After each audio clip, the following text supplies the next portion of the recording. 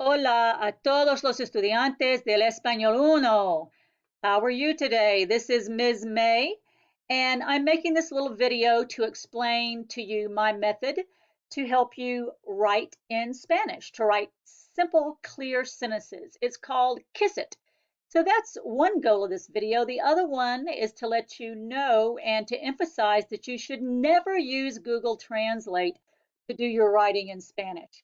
I know it's a temptation. It is an academic integrity offense, but you don't need it. And I'm going to try to explain why in this video. So you've been in Spanish 1 for a couple of weeks now. You've started to learn some basic vocabulary, some basic structures, and we've asked you to create basic sentences in Spanish. We want those to be simple. And here's an example of what I mean in English. A more complicated sentence would be, the mischievous dog tramples through the luscious rose garden. That sentence simplified in English would be, there is a dog. It walks on the flowers. That's kind of how I want you to approach your Spanish. And let me show you what I mean. You might, one of these days, get some feedback from your work that you've submitted that says, your work contains vocabulary and grammar that we haven't learned yet.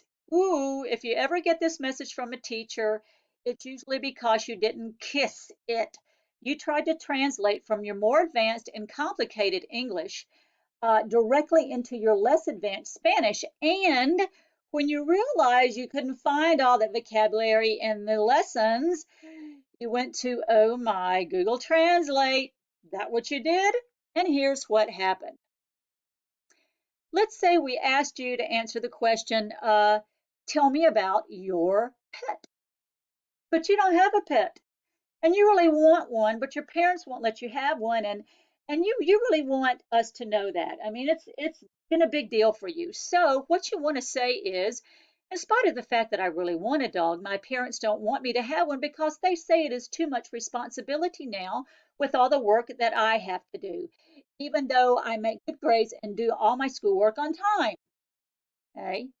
Well, even as your English teacher, I might say that that sentence was a bit long and a bit wordy, but that's another lesson, right? So you look and you say, oh, I don't have all that vocabulary in Spanish, but I'm just going to put it in Google Translate.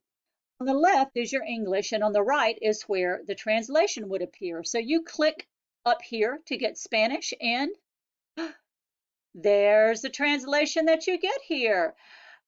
A pesar de que realmente quiero un perro, mis padres no quieren que lo tenga porque dicen que ahora es demasiada responsabilidad con todo el trabajo escolar que tengo que hacer.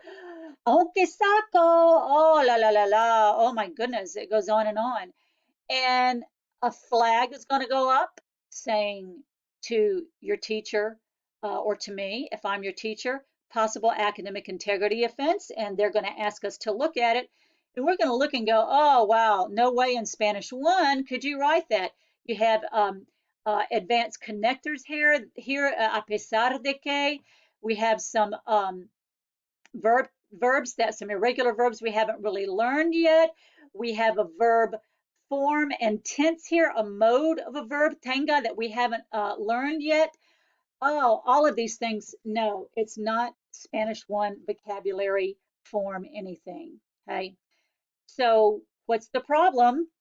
You can tell that this is work that you didn't do. And anytime you do work that's not yours, whether it's a human or an electronic translator, and you turn it in as your work, it's an academic integrity offense. And this is definitely not something that Spanish 1 student would do.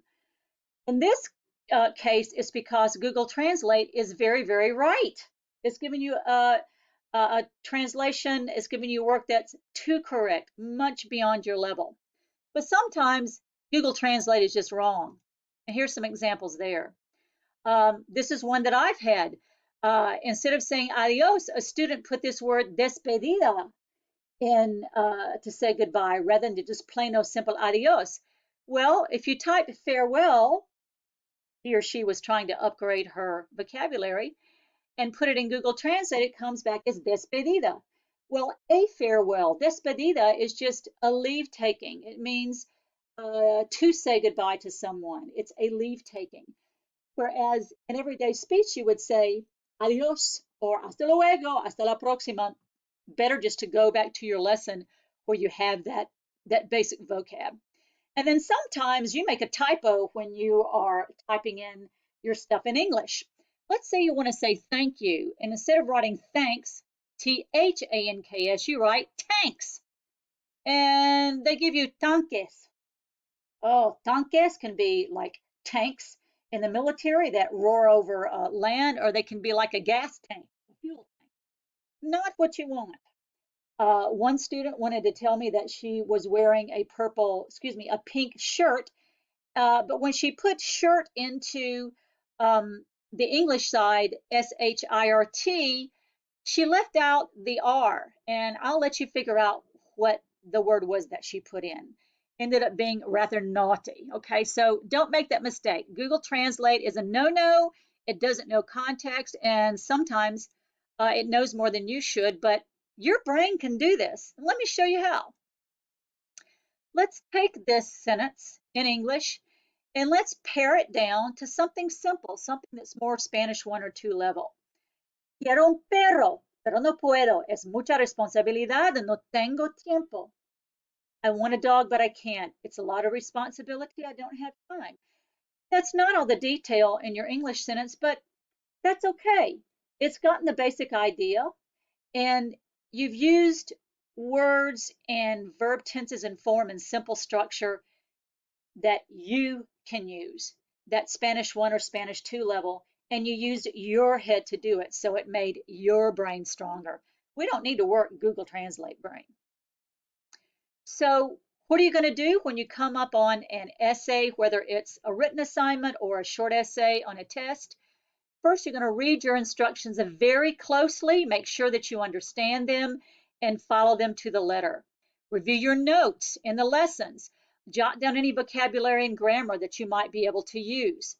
Are there any sentences in the lesson that you can use as models for the assignment? Don't copy them, just imitate them. Is there a help video for the assignment?